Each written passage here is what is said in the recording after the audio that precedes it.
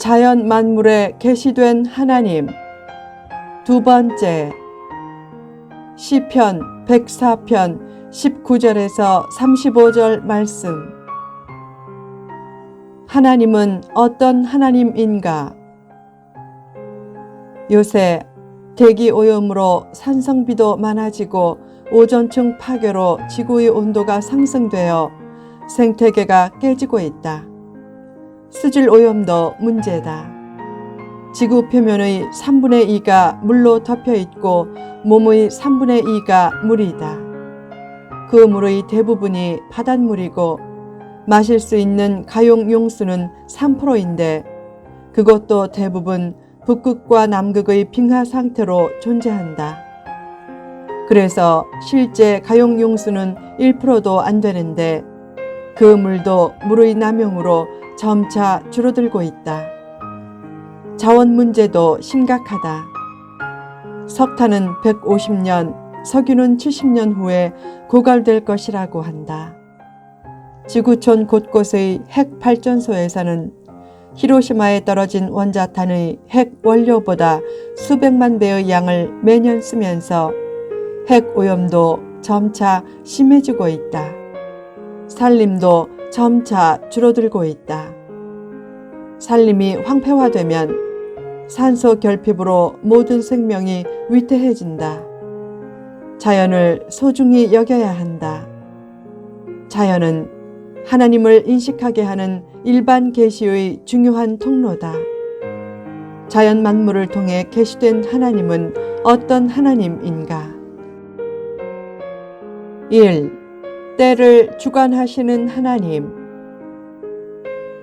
시인은 때에 관해 언급하면서 낮의 해보다 밤의 달을 먼저 언급했다. 밤이 되면 삼림의 짐승들이 활동하다가 해가 뜨면 사람이 나와서 일하며 저녁까지 수고한다. 하나님은 밤과 낮을 주관하시고 생명체들은 각각 하나님의 때와 섭리를 따라 활동한다는 뜻이다. 성도는 하나님의 때와 섭리에 순종하면서 일해야 할 때는 열심히 일하고 적절한 쉼도 잘 누려야 한다. 예배와 노동과 안식은 성공적인 삶을 위한 삼위일체와 같다. 때에 맞게 사는 것은 아름다운 일이다. 힘든 상황을 더 발전하는 상황으로 만들려면 하나님이 자신의 삶과 때를 주관하시고 섭리하신다는 굳건한 믿음이 필요하다. 페니 크로스비는 두 눈을 잃고 하나님을 더 깊이 만나 수많은 찬송시를 남겼다. 베토벤은 청각을 잃고 마음의 귀가 열려서 오히려 위대한 곡들을 작곡했다.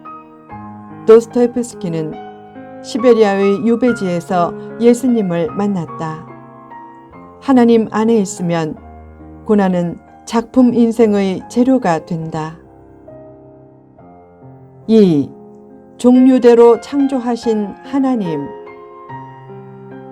시인은 하나님이 지혜로 각각의 생명체를 다 지으셨다고 노래했다.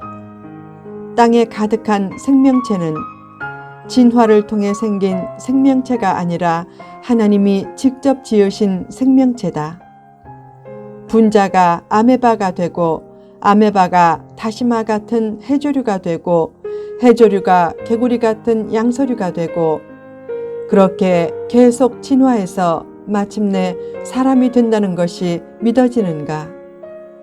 진화론은 타당한 근거가 없는 고차원적인 어른용 신화로서 무신론적 사고에서 나온 철학적 논리다.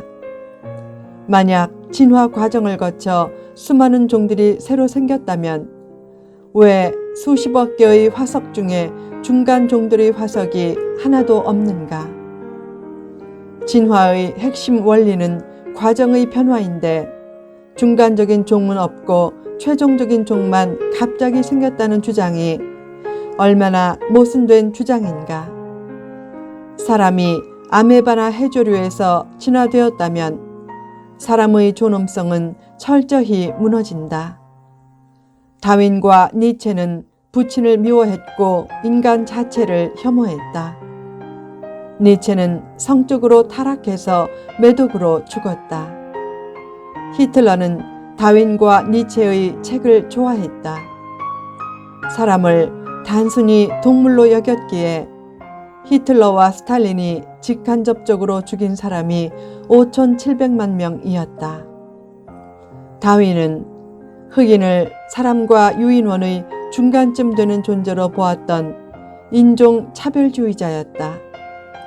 히틀러도 이렇게 말했다. 나는 벌레처럼 열등한 사람의 생명을 끊을 권리가 있다. 하나님이 없이 사람이 저절로 진화되어 생겼다면 도덕성이나 십계명도 필요 없고 선악에 대한 기준도 없게 된다. 또한 동성애, 낙태 등은 물론 살인까지도 잘못된 것이라고 말할 수 없게 된다. 사람이 일종의 동물인데 그런 기준이 무슨 필요가 있겠는가?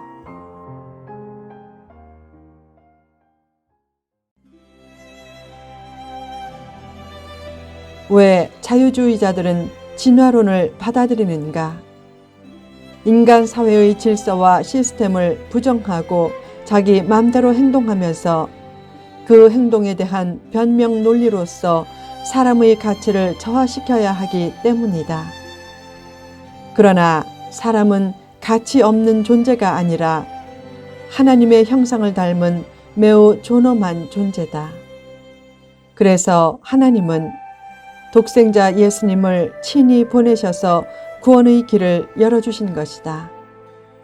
하나님은 생명을 각기 그 종류대로 창조하신 창조주 하나님이다. 시인은 바다에는 크고 작은 동물들이 무수히 있다고 고백했다. 또한 해룡과 같은 괴물인 리워야단도 놀고 있다고 노래했다. 바닷속에 있는 수많은 생명체를 통해 생명의 신비와 창조의 신비를 노래한 것이다. 또한 바닷속에 있는 수많은 생명체들의 생명 활동과 살고 죽는 것도 세세하게 다 주관하시면서 지면을 새롭게 하신다고 노래했다. 삶과 죽음의 경계와 기한을 정하시는 분은 하나님이다. 모든 인생은 큰 의미에서 시한부 인생이다. 그런 시한부 인생을 어떻게 복된 인생으로 만드는가? 어떤 사람은 인생을 비관하고 이웃들을 괴롭히면서 자기 앞날을 어둡게 만든다. 반면에 다른 사람은 인생을 알차게 살려고 더 어려운 사람들을 힘써 도움으로 자기 앞날을 밝게 만든다. 후자처럼 고난 중에도 늘 선한 마음과 의지를 잃지 말라. 선한 일을 한 후 불쾌해지거나 후회되는 경우는 거의 없다. 선교와 나눔은 사람을 행복하게 만든다. 그러므로 좋은 것들을 많이 나눠주려고 하면서 각박한 세상에서 하나님의 마음을 품고 살아감으로 자기 앞날을 복되게 만들라. 남을 복되게 하면 내 삶도 복되게 된다. 예수님이 우리를 위한 최상의 선물이 되어주신 것처럼 누군가를 위한 최상의 선물이 되어주면 행복한 미래가 펼쳐지게 될 것이다. 3. 영원히 찬양받으실 하나님. 시인은 자연 만물을 창조하고 섭리하시는 하나님의 영광과 위대성을 묵상하면서 마음에 즐거움과 찬양이 넘치게 되었다. 최고의 기도와 묵상은 찬양이 담긴 기도와 묵상이다. 사람은 으뜸 피조물이지만 죄에 빠지면 악한 자연 파괴자나 하나님의 대적이 될 수 있다. 그래서 원죄로 인해 이 땅에 무질서와 불행이 생겨났는데 결국 하나님이 죄인과 악인을 처리해 이 땅에 질서와 평화를 주실 것을 믿고 시인은 하나님을 송축하라고 도전했다. 하나님의 창조와 섭리를 통해 무엇을 도전받는가? 영원하신 하나님을 영원히 송축해야 한다는 도전을 받는다. 가끔 운전하다가 아름다운 주변 경관을 보고 찬양이 입에서 저절로 나올 때가 있다. 또한 길을 걷다가 아스팔트 보도블록 사이로 새싹이 나온 것을 보면 생명력에 대한 경외감으로 인해 가던 발걸음을 멈추고 빤히 볼 때도 있다. 그때는 하나님의 영이 가슴을 꽉 채우는 것 같다. 자연을 통해 하나님의 영감을 얻고 하나님의 사랑을 느끼고 하나님을 송축하면 인생을 성공적으로 이끄는 큰 힘과 추진력을 얻게 된다. 하나님을 송축하라 라는 말은 사실상 하나님께 감사하라 라는 말과 동의어다. 행복한 사람은 힘들어도 미소를 잃지 않고 작은 것 하나에도 감사할 줄 안다. 불편해도 감사가 넘치면 행복한 삶이고 편안해도 불평이 넘치면 불행한 삶이다. 언제 어디서나 플러스 인생을 살게 하는 제일 요소는 감사다. 문제 극복의 제일 비결도 바로 감사다.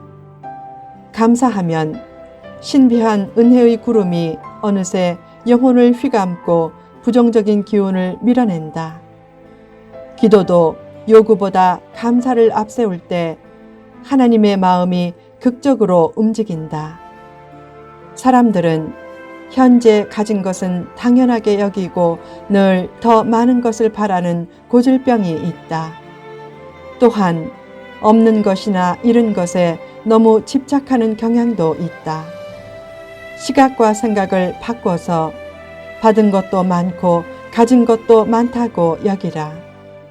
어떤 사람은 다 잃었다 라고 한다. 그 사람에게도 사실상 남은 것이 많다. 어떤 경우에도 절망하지 말라. 아직도 남은 것이 많다고 생각하며 감사할 때 문제는 성숙과 축복으로 이끄는 거룩한 과제로 승화될 것이다.